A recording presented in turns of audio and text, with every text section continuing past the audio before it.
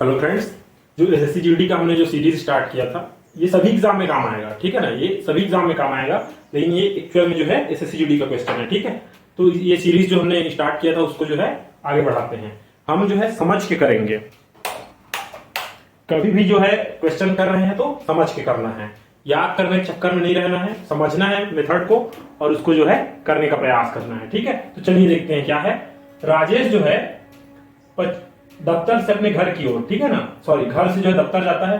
राजेश घर से दफ्तर 25 किलोमीटर प्रति घंटे की स्पीड से जाता है और जब वो दफ्तर से घर आता है तो उसको कितना टाइम लगता है, 20 किलोमीटर प्रति घंटे की स्पीड से वो वापस आता है। इस पूरी प्रक्रिया में उसको 9 घंटे लग जाते हैं। तो हमको निकालना है दूरी, दफ्तर से घर की दूरी निकालना है। ठीक है, चलिए बनाते हैं। तो इसमें जो है सिंपल आपने पढ़ा होगा, ठीक है ना, क्या निकालना है, हमको दूरी निकालना है। ठीक है, दूरी निकालना है तो कैसे निकलेगा दूरी। ठीक है, तो सबसे पहले हमको क्या क्या निकालना है, दूरी। ठीक है ना, तो आपने बचपन से ही पढ़ा है इस चीज को, समय बराबर क्या होता है, दूरी बटे 4। बस इसी का प्रयोग करना है और कुछ एक्स्ट्रा ऑर्डिनरी नहीं करना है। दूरी बराबर क्या होता है, समय बराबर दूरी बटे 4, इसी का प्रयोग करना है। ठीक है, तो यहां पर दूरी क्या दिया है, नहीं दिया है दूरी, तो मैं दूरी x मान लेता हूं। ठीक है, x दूरी वो ट्रेवल करता है, कितने की स्पीड से जाता है वो, 25 के स्पीड से, और वापस आता है, x से दूरी ही ट्रेवल करेगा, दूरी समान है। ठीक है ना, और 20 के स्पीड से, तो उसको कितना समय लगता है, 9। बस इसको समझ लिए, बन गया, बन गया, खत्म। एलसीएम लेते हैं तो क्या आएगा, 100 आएगा। ठीक है ना, 25 से कितने बार में जाएगा, 4 बार में, और 20 से कितना बार में जाएगा, 5 बार में। एलसीएम निकालने की पूरी विधि सीखेंगे। ठीक है ना, चलिए ये क्या हो जाएगा, 4x प्लस 5x बराबर 9। तो फाइनली ये क्या हो जाएगा, कट जाएगा, 9x बटे 100 बराबर 9। तो 9 से 9 कट गया, x बराबर 100। लेकिन ये क्या है, ये दूरी, आंसर। तो इस तरह से इसको आपको करना है।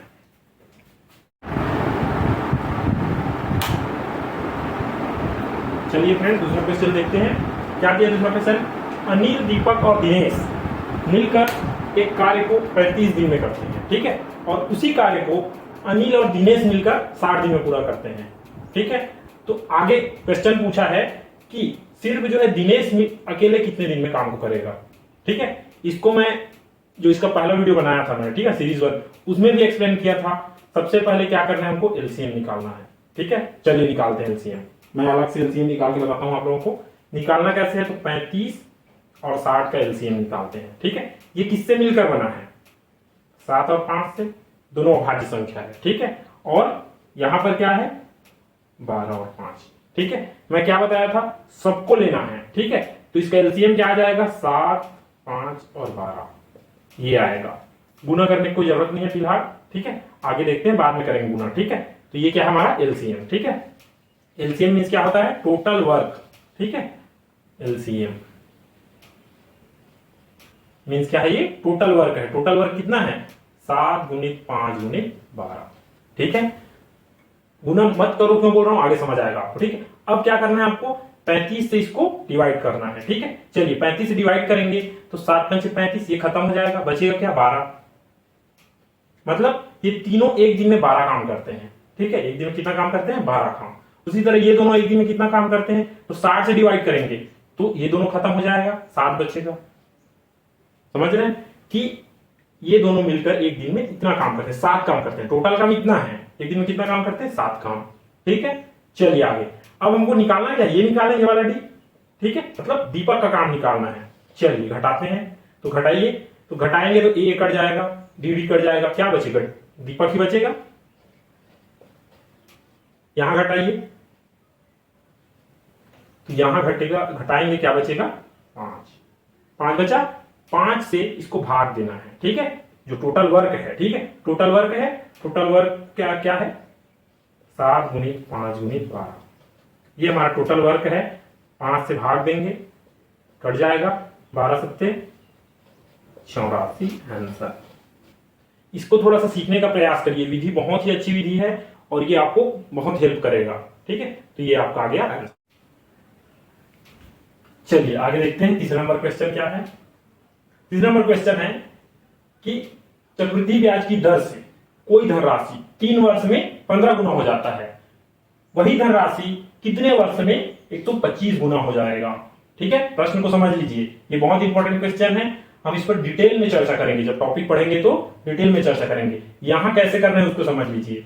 प्रश्न क्या है, 3 वर्ष में 5 गुना हो जाता है और 1 वर्ष में 125 गुना हो जाता है, तो ये निकालना है हमको, कितने वर्ष में 125 गुना हो जाता है। तो ध्यान से देखिए क्या है, 3 वर्ष, 3 ईयर में 5 गुना, मैं इसको इस तरह लिखता हूं। ठीक है, और देखिए यहां पर क्या है, x वर्ष में, कितने वर्ष में यह 125 गुना मतलब 5 के घात 3 ये हो जाएगा। एक चीज हमेशा याद रखिए, गणित में एग्जामिनर प्रश्न को हमेशा सजा के देता है। ठीक है ना, क्या देता है वो, सजा के देता है। ठीक है, तो इस तरह के प्रश्न में क्या करना है, आपको घात घात को लेना है। ठीक है, जो घात में है उसको लेना है। इस तरफ किसको लेना है, घात को, इस तरफ हमको किसको लेना है, घात, और क्या करना है, तिर्यक गुना करना है। ठीक है, तो ये इन दोनों का तिर्यक गुना होगा। ठीक है, घात को लेना है और क्या करना है, तिर्यक गुना। ठीक है, चलिए करते हैं। इस तरफ क्या लेना है, घात, इस तरफ तो नॉर्मल ही रहेगा। ठीक है, तो ये क्या हो जाएगा, 3 तिया 9। ठीक है, और नीचे में क्या आ जाएगा, 1। या ऐसे करूं मैं पूरा डिटेल से कि ये हो जाएगा 1x और ये हो जाएगा 3 तिया 9। ठीक है, अब पक्षांतर करेंगे तो क्या बचेगा, 9/1, मतलब फाइनली क्या आ रहा है, 9। 9 वर्ष में, ठीक है, 9 वर्ष में धनराशि 125 गुना हो जाएगी। ठीक है, चलिए दोस्तों फोर्थ नंबर क्वेश्चन देखते हैं क्या है। फोर्थ नंबर क्वेश्चन 15 मैचों का दिया हुआ है। ठीक है ना, क्वेश्चन है एक गेंदबाज ने लगातार 15 मैचों में कुछ इस तरह से विकेट लिए हैं। ठीक है ना, मान दिया हुआ है। अब यहां पर हमको बहुलक निकालना है। ठीक है, विकेट लिए हैं 15 मैचों में। ठीक है, तो इस तरह से डाटा है और इसमें क्या निकालना है, बहुलक। ठीक है, बहुलक क्या होता है तो मैं सिंपल बता देता हूं। बहुलक क्या होता है, जो जितनी ज्यादा बार आता है, ठीक है, वो क्या होता है, बहुलक। तो यहां पर देखो सबसे ज्यादा बार क्या आया है, देखिए 0 तो 2 बार ही है, 1 भी 2 बार ही है, 3 भी 2 बार है। ठीक है, 5 जो है 3 बार है, लेकिन 2 देखो, 2, 1 2 3 4 5, 2 जो है सर्वाधिक बार आया है। तो जो सर्वाधिक बार आता है वो क्या होता है, बहुलक। जो सर्वाधिक बार आता है, ठीक है ना, कितनी बार, सर्वाधिक बार, वो क्या होता है, बहुलक। तो सिंपल है बहुलक, तो क्या होगा, बहुलक 2 होगा आंसर। बस इसमें देख के आपको पहचानना है। ठीक है, तो कुछ इस तरह से आप इसको पहचान सकते हो। ठीक है ना, बहुलक को और पढ़ेंगे तो उसमें 2 चीजें होता है, माध्य और माध्यिका। माध्य तो औसत की तरह होता है। ठीक है, माध्य कैसे होता है, औसत। ठीक है, और माध्यिका तो वो बीच की वैल्यू होती है। ठीक है ना, चलिए आगे देखते हैं। 5वां नंबर क्वेश्चन है 2 के घात 3, 3 के घात 5 तथा 3 के घात 3 और 5 के घात 2 का मासा निकालना है। मासा को मैं पूरा पढ़ा चुका हूं। ठीक है, अब उसको पढ़ेंगे तो आपको पूरा कॉन्सेप्ट समझ आ जाएगा। ठीक है, यहां पर इस प्रश्न को देखते हैं, हमको क्या निकालना है, मासा। मासा क्या होता है, कॉमन निकालना है। क्या निकालना है, कॉमन। मासा मतलब क्या होता है, कॉमन निकालना। ठीक है, तो चलिए निकालते हैं कॉमन। ठीक है, यहां पर 2 है, यहां पर है क्या, 2 नहीं है, तो 2 से कोई मतलब ही नहीं है। फिर यहां पर 3 है, यहां पर भी 3 है, यहां दोनों जगह समान मात्रा में होना चाहिए। यहां पर 3 के घात कितना है, 5, यहां पर कितना है, 3 के घात 3, तो 3 के घात 3 यहां भी है, तो मासा क्या हो जाएगा, 3 के घात 3। ठीक है, यहां पर 5 है लेकिन यहां पर 5 नहीं है, तो ये क्या हो जाएगा हमारा मासा, आंसर। और कुछ करना ही नहीं है, प्रश्न को देखो और आंसर करो सीधा। आगे देखते हैं 6 नंबर क्वेश्चन। कॉस्ट प्राइस दिया हुआ है, क्रय मूल्य क्या दिया है, 220 रुपए, और लाभ प्रतिशत दिया है 20%। विक्रय मूल्य निकालना है, बहुत ही इजी है। ठीक है ना, बहुत इजी है। मैं क्या बताया था, कॉस्ट प्राइस हमेशा 100% होता है। क्या होता है, 100%। इसको गार्ड मान लीजिए। ठीक है ना, देखिए 220 यही मैं बता देता हूं, चलिए। ठीक है, 220 बराबर 100%। ठीक है, कॉस्ट प्राइस हमेशा 100% होता है, और 22 बराबर 10%। ठीक है, 22 बराबर 10%। लाभ कितना हो रहा है, 20%, तो 10 का डबल करेंगे क्या हो जाएगा, 20%, और इसको डबल करेंगे क्या हो जाएगा, 44। कितना लाभ होगा, 44 रुपए का। अब ठीक है, तो आपको क्या निकालना है, विक्रय मूल्य, दोनों को जोड़ दीजिए, कॉस्ट प्राइस और सेलिंग प्राइस दोनों को जोड़ दीजिए, आंसर आ जाएगा। ठीक है, चलिए, तो विक्रय मूल्य निकालना है हमको। ठीक है, क्या करना है, जोड़ना है। ठीक है, 220 और लाभ कितना हो रहा है, 44, तो ये आ गया आपका 264। कॉस्ट प्राइस हमेशा 100% होता है, आप इसको गांठ बांध लीजिए, याद रखिए इसको। ठीक है, तो कुछ इस तरह से आप इसको कर सकते हो। क्वेश्चन को देखना है, सिर्फ मैं क्या किया हूं, जोड़ा हूं मैं, तो ये आपको करना है। ठीक है,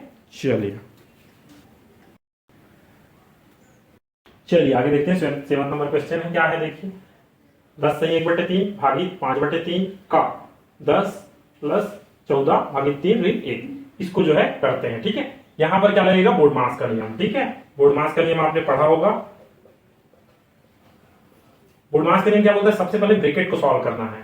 ठीक है ना, सबसे पहले क्या करना है, ब्रैकेट, बी मतलब ब्रैकेट। ठीक है, डी ओ मतलब ऑफ, डी मतलब डिवीजन। ठीक है, एम मतलब मल्टीप्लीकेशन, ए एडिशन और फिर सब्ट्रैक्शन। ठीक है, सबसे पहले ब्रैकेट को सॉल्व करना है, फिर डिवीजन भागित वाले को, फिर मल्टीप्लीकेशन मतलब गुना को, फिर एडिशन, उसके बाद फिर सब्ट्रैक्शन घटाना है। ठीक है, तो ब्रैकेट यहां पर है, ये अंदर वाला ब्रैकेट को सबसे पहले करेंगे। ठीक है, तो इसको क्या लिख सकता हूं मैं, 10 या 30 और 31/3 भागित 5/3 का मतलब गुना। ठीक है, ये ब्रैकेट में क्या है, इसको सॉल्व करते हैं।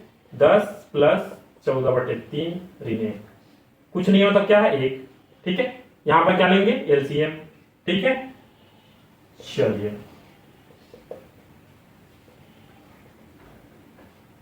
ठीक है, एलसीएम लेंगे, क्या आ जाएगा, 3 आ जाएगा। ठीक है, 1 है, 3 है और यहां पर 1 है। मैं क्या बताया था, एलसीएम में सबको लेना है। ठीक है, तो ये 3 ले लिए, 1 से 3 को डिवाइड करेंगे, क्या आ जाएगा, 3, और 1 से 3 को डिवाइड करेंगे, यहां क्या आ जाएगा, 3। तो ये क्या हो जाएगा, 10 या 30 धन 14 और ऋण 3। ठीक है, तो 3 को बाहर निकाल लेते हैं यहां पर। ठीक है, तो यहां पर क्या आ जाएगा, ठीक है, 3 खत्म, तो यहां 11 बचेगा, तो इसको करते हैं 31/3 भागित 5/3 गुणे। ठीक है, ये 11 हो जाएगा, 11 और 30 क्या हो जाएगा, 40/3। ठीक है, कुछ इस तरह से होगा। आगे अब इसको गुना करना है, फिर क्या करना है, हमको सॉल्व करना है आगे। ठीक है, तो इसको गुना करेंगे, क्या हो जाएगा, 5 एकम 5 और 5 चौक 20। ठीक है, तो कुछ ये इस तरह हो जाएगा, 31/3 भागित, ठीक है, 3 या 9। ठीक है, अब क्या करना है, यहाँ पर भागित है, तो भागित में हमेशा क्या हो जाता है, पलट जाता है। ठीक है ना, चलिए पलटते हैं, 31/3, ठीक है, पलट जाएगा, तो कुछ इस तरह से। ठीक है, 3 एकम 3, 3 या 9, इसका आंसर आएगा आपका 31/205 आंसर। ठीक है, अगर आप यहीं पे पलट दोगे, ठीक है ना, तो आपका आंसर गलत हो जाएगा। ठीक है, तो ये ध्यान रखना है आपको। ठीक है, चलिए फ्रेंड्स आगे देखते हैं। 8 नंबर क्वेश्चन क्या है, एक कमरे की लंबाई 21 मीटर, चौड़ाई 12 मीटर और ऊंचाई जो है 16 मीटर है। ठीक है, उस कमरे में रखी जाने वाली सबसे लंबी छड़ की लंबाई ज्ञात कीजिए। ठीक है, या उस कमरे में सबसे लंबा छड़ हम जो है कितने मीटर का रख सकते हैं। ठीक है, तो ये जो है विकर्ण वाला क्वेश्चन है। ठीक है ना, विकर्ण ही सबसे लंबा होता है। ठीक है ना, कोई भी कमरा में, मान लीजिए एक कमरा है, ठीक है ना, ये मान लीजिए एक कमरा है, ठीक है, ठीक है ना, कमरा जो है घनाभ के रूप में होता है। ठीक है ना, तो इसमें जो है ये लंबाई हो गया, ये चौड़ा, सॉरी ये लंबाई हो गया, ये चौड़ाई होगा और क्या होगा, ऊंचाई होगा। ठीक है ना, तो इसमें क्या होगा, विकर्ण ही सबसे लंबा होगा, तो हमको क्या निकालना है, विकर्ण। घनाभ वाले चैप्टर में इसको और अच्छे से पढ़ेंगे। ठीक है ना, फिलहाल के लिए इसको क्या करना है आपको, यहाँ पर कभी भी सबसे लंबा निकालने के लिए बोलते क्या निकालना है, विकर्ण। ठीक है, विकर्ण कैसे निकलता है, विकर्ण जो है, तो विकर्ण का स्क्वायर बराबर क्या होता है, लंबाई का स्क्वायर प्लस चौड़ाई का स्क्वायर प्लस क्या होता है, ऊंचाई का स्क्वायर। करते हैं, चलिए लंबाई का स्क्वायर, तो 21 का स्क्वायर क्या होता है, 441। चौड़ाई का स्क्वायर करते हैं, क्या हो जाएगा, 12 144। ठीक है, और ऊंचाई क्या है, 16, तो 16 का स्क्वायर क्या होता है, 256। ठीक है, कम से कम आपको 30 तक का स्क्वायर याद होना चाहिए। ठीक है चलिए उसको याद कैसे करना है, इसके बारे में मैं बताऊंगा। ठीक है ना, चलिए आगे।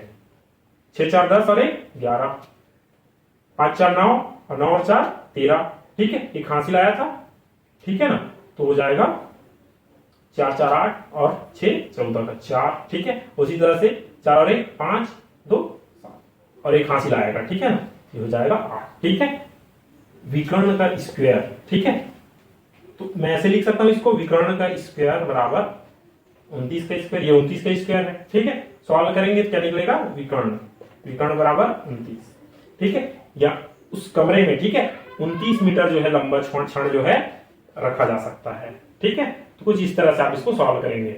ये पाइथागोरस के प्रमेय की तरह ही है, ठीक है ना, पाइथागोरस का प्रमेय पढ़े हो, कुछ उसी तरह से है ये, ठीक है। जब मैं ये चैप्टर पढ़ेंगे तो उसको डिटेल से चर्चा करेंगे, ठीक है ना। चलिए दोस्तों आगे 9 नंबर क्वेश्चन है, एक वर्ग का विकर्ण 10√2 है, ठीक है, 10√2 है, ठीक है। इसे क्या निकालना है, क्षेत्रफल ज्ञात करना है। तो वर्ग का क्षेत्रफल अगर इस तरह से दे प्रश्न, विकर्ण दे, इसको याद रखना है आपको, क्षेत्रफल बराबर क्या होता है, विकर्ण का स्क्वायर बटे 2, ठीक है। मैं वो चैप्टर जब पढ़ेंगे वर्ग वाला, ठीक है, तो ये सब जो छोटे छोटे फार्मूला है, ठीक है, इसको समझेंगे, याद करना नहीं है, ठीक है ना, आपको इसको समझना है। मैं पूरा एक्सप्लेन करूंगा कि ये सब कैसे बना है, कहां से आया है, ठीक है ना, तो आपको पूरा समझ आ जाएगा। ये सब कोई फार्मूला नहीं है, ठीक है ना, हम जो है इसको पूरा समझेंगे डिटेल से। फिलहाल के लिए आप इतना करिए, क्षेत्रफल बराबर विकर्ण का स्क्वायर बटे 2 मान रखिए, तो क्या हो जाएगा 10√2 इंटू 10√2 बटे क्या हो जाएगा 2, ठीक है। करते हैं इसको, तो देखिए अंडर रूट है, ठीक है ना, तो ये क्या हो जाएगा, निकल जाएगा बाहर, ठीक है। तो क्या बचेगा 10 गुणित 10 और ये क्या हो जाएगा, ये 2 हो जाएगा, ठीक है। तो कुछ इस तरह से, तो ये 10 दाम 100 आंसर। बहुत ही इजी क्वेश्चन है, ठीक है ना, आप इसको इजीली सॉल्व कर सकते हो, बस आपको थोड़ा सा प्रैक्टिस करना है, ठीक है। चलिए दोस्तों आगे देखते हैं 10वां नंबर क्वेश्चन। क्या है 10वां नंबर क्वेश्चन, देखिए, अध्यापक के वजन को शामिल करने पर 22 छात्रों के एक समूह का औसत 1 किलो बढ़ जाता है, ठीक है। एक अध्यापक है, ठीक है ना, और क्या है 22 छात्र है, ठीक है, कितने हैं 22 स्टूडेंट है, ठीक है ना। अब क्या करते हैं, अध्यापक को जैसे ही ऐड करते हैं तब क्या हो जाता है, औसत 1 किलो बढ़ जाता है, ठीक है। आगे क्या दिया प्रश्न में, देखिए, यदि 22 छात्रों के समूह का आरंभिक औसत 21 किलोग्राम था तो अध्यापक का वजन ज्ञात कीजिए, ठीक है। क्या दिया है, 22 छात्रों का औसत वजन क्या दिया है, औसत वजन जो है क्या दिया है, यहां पर दिया हुआ है आपका 31 किलो, ठीक है। ठीक, प्रश्न को समझना है, क्या क्या बोला है, औसत, ठीक है। औसत को मैं इसके पहले वाले वीडियो में एक्सप्लेन किया था, ठीक है। औसत होता क्या है, ठीक है, औसत क्या होता है, तो जितनी भी वस्तुएं हैं उसको बराबर बराबर बांटना, ये होता है औसत। ना कि आप फिर ऐड किए फिर भाग दिए, ऐसा नहीं करना है। औसत क्या होता है, जितनी भी वस्तुएं हैं, ठीक है, इसको याद रख लीजिए, ठीक है। औसत क्या होता है, जितनी भी वस्तुएं हैं, वस्तु है, उम्र है, ठीक है, वजन है, रुपया पैसा जो भी है, जो भी वस्तुएं हैं, उम्र है या पैसा है, कुछ भी हो, जितनी भी वस्तुएं हैं, ठीक है, उसको क्या करना है, हमको बराबर बांटना है। उसको क्या करना है, बराबर बांटना है, ठीक है। चलिए बांटते हैं, इसको याद रखिए, ठीक है ना, इसी से हमारा क्वेश्चन बनेगा, ठीक है। तो चलिए बनाते हैं। क्या दिया है, 22 छात्रों का औसत 31 किलोग्राम, ठीक है। अब प्रश्न बोल रहा है, ठीक है, क्या बोल रहा है प्रश्न, कि जैसे ही हम क्या करते हैं, अध्यापक को ऐड करते हैं तो 1 किलो बढ़ जाता है। तो अध्यापक को ऐड किए, ठीक है, अध्यापक को ऐड किए और 22 छात्र तो है ही, ठीक है, तो क्या हो जाता है, 1 किलो बढ़ जाता है, मतलब 32 किलो हो जाता है, ठीक है, वजन 1 किलो बढ़ जाता है। अब यहीं पर देखिए ध्यान से, 22 छात्रों का औसत क्या है, 31 किलो, ठीक है, 31 किलोग्राम, ठीक है ना। अब यहां पर एक बात समझिए, क्या है औसत, मतलब 22 छात्र हैं और सबके पास 31 किलो है, ठीक है, सबका वजन क्या है, 31 किलोग्राम है, ठीक है। अब ठीक है, सबका वजन क्या है, 31 किलोग्राम है। अब जैसे ही अध्यापक आता है, सबका वजन क्या हो जाता है, औसत है ना भाई, तो सबका वैल्यू जो है समान होता है, ठीक है। तो यहां पर जैसे ही अध्यापक आएगा, सबका वजन क्या हो जाएगा, 32 किलो हो जाएगा, ठीक है। मतलब अध्यापक का भी यहां पर क्या है, इसके अकॉर्डिंग औसत के हिसाब से क्या है, अध्यापक का वजन 32 किलो। फिलहाल के लिए इस औसत के हिसाब से, इसके हिसाब से अध्यापक का औसत वजन क्या है, 32 किलो, 32 किलोग्राम, ठीक है। आगे एक बात समझिए, यहां पर अध्यापक जो है सभी बच्चों को एक एक किलोग्राम दिया होगा, तभी 32 हुआ है ना। अध्यापक जो है अपने वजन से, ठीक है, 1 किलोग्राम जो है क्या दिया है, बच्चों को दिया है, ठीक है। कितने बच्चों को दिया है, 22 बच्चों को। कितने बच्चों को दिया है, 22, तो इसको क्या करना पड़ेगा, आपको ऐड करना पड़ेगा और आपका अध्यापक का वजन निकल जाएगा। ये कोई सूत्र नहीं है, कोई फार्मूला नहीं है, ठीक है। इसको आप समझिए कि हो क्या रहा है। अध्यापक का औसत वजन क्या है यहां पर 32, ठीक है। अब एक बात सोचिए आप लोग, अध्यापक जैसे ही आता है क्या हो जाता है, वजन बढ़ जाता है 1 किलोग्राम, ठीक है, बढ़ जा रहा है। तो कैसे बढ़ जा रहा है, ठीक है, अध्यापक का वजन, अध्यापक जो है दे रहा होगा ना सबको एक एक, तो 22 बच्चे हैं, 22 बच्चों को एक एक देगा तो टोटल 22 देगा, ठीक है। तो ये टोटल हो जाएगा 54। समझिए इस चीज को, इसी को अगर रुपए के फॉर्मेट में चले, ठीक है। 22 बच्चे हैं, उनका औसत क्या है 31 रुपए, ठीक है, मान लीजिए रुपया है, सबके पास क्या है 31 रुपया है, ठीक है। अब जैसे ही अध्यापक आता है सबका औसत जो रुपए है वो क्या हो जाता है 32 रुपए, ठीक है, क्या हो जाता है 32 रुपए। अब एक बात समझिए, इनके पास तो सबके पास क्या था 31, तो उनको कोई दिया होगा ना भाई 1 रुपए, उनको कोई दिया होगा, तभी क्या होगा वो 32 रुपए होगा, ठीक है ना। तो अब सबके पास क्या हो गया 32 रुपए। तो एक्चुअल में ये हुआ है कि अध्यापक का औसत वजन क्या है 32, और अध्यापक ही जो है सबको 1 रुपए दिया है, सबको क्या दिया है 1 रुपए, सबको दिया है 1 रुपए, ठीक है। और फाइनली क्या हो गया है, तो अध्यापक के पास रहेगा तभी तो देगा ना भाई। तो अध्यापक का वजन कितना है 54 किलोग्राम, और यहीं से ये 22 रुपए जो है इन बच्चों में दिया है एक एक, ठीक है। तो इसको समझिए, कॉन्सेप्ट को समझना है, ठीक है ना। तो ये आपका क्या है आंसर। जब हम औसत पढ़ेंगे तो इस तरह के क्वेश्चन और करेंगे तो आपको और अच्छे से समझ आएगा। थैंक यू, इसको शेयर करिए, ठीक है, चैनल को सब्सक्राइब करिए, और भी बहुत ही सुंदर सुंदर क्वेश्चन हम समझ कर करेंगे, ठीक है। याद करने की चक्कर में मत रहिएगा, चीजों को समझिए और उसको जो है करते जाइए, ठीक है।